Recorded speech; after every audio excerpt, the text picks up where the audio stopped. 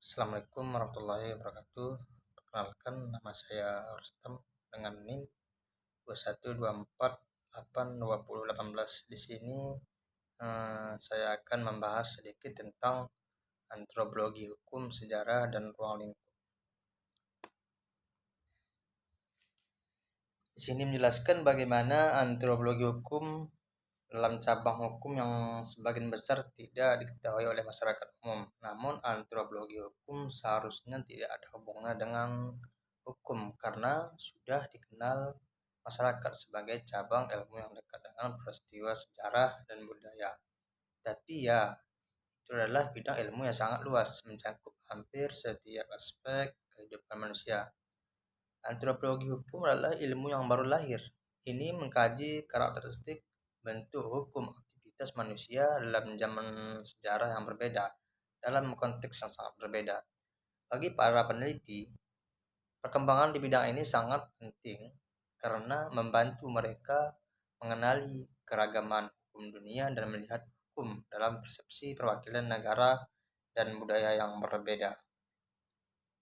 Di sini saya sedikit menjelaskan definisi antropologi hukum. Antropologi hukum mengeksplorasi cara-cara di mana hukum dibuat, termasuk konteks sosial di mana mereka dibuat, dan cara-cara di mana hukum memelihara dan mengubah institusi sosial lainnya, dan cara-cara di mana hukum menyusun perilaku sosial dan makna hukum.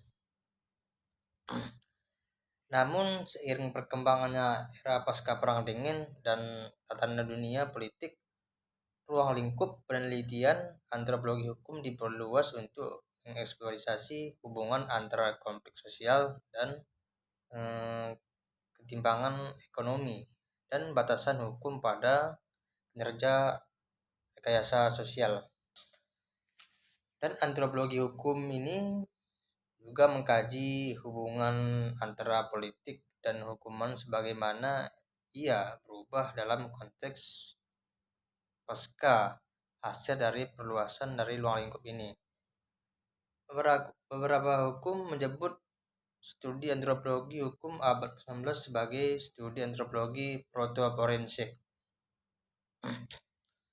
Di sini juga ada pendapat menurut para ahli tentang definisi tadi, definisi antropologi hukum. Di sini yang pertama Hobel, ataupun mengkritik suatu formulasi bahwa norma sosial adalah hukum ataupun pelanggar akan dikenakan sanksi fisik, sanksi sosial, dan sanksi lainnya yang berwenang bertindak jika terjadi perbuatan ataupun pelanggaran norma sosial. Namun menurut para ahli selanjutnya, Leopold Pospisil sebaliknya, Leopold Pospisil berpendapat membandingkan dan mempelajari masyarakat manusia. Selain masyarakat yang sudah berbudaya dan tidak terdiferensiasi secara kualitatif, kita perlu mempertimbangkan betapa mudahnya tahap perkembangan masyarakat, di antaranya antropologi hukum tidak mempertimbangkan masyarakat yang seimbang, yang runtuh ketika terjadi penyimpangan, tetapi lebih melihat masyarakat sebagai dinamis sehingga peran sosial dan hukum tidak terbatas pada mempertahankan status. Antropologi hukum tidak percaya pada ketidakmampuan legislatif. Dan pendapat ahli yang selanjutnya Hilman Hadikusuma. Menurut Hilman, pengertian antropologi adalah ilmu tentang manusia. Menurut Hilman, ilmu yang mempelajari manusia dari segi biologinya dan budayanya. Tujuan utamanya adalah antropologi dalam manusia, kemudian berperilaku budaya. Di sini Hilman juga menjelaskan antropologi menganggap hukum sebagai salah satu aspek kebudayaan, yaitu yang digunakan oleh otoritas sosial biasa untuk mengatur tingkah laku dan masyarakat sedemikian sehingga tidak ada penyimpangan dari norma-norma sosial yang telah ditetapkan dan penyimpangannya tidak diperbaiki.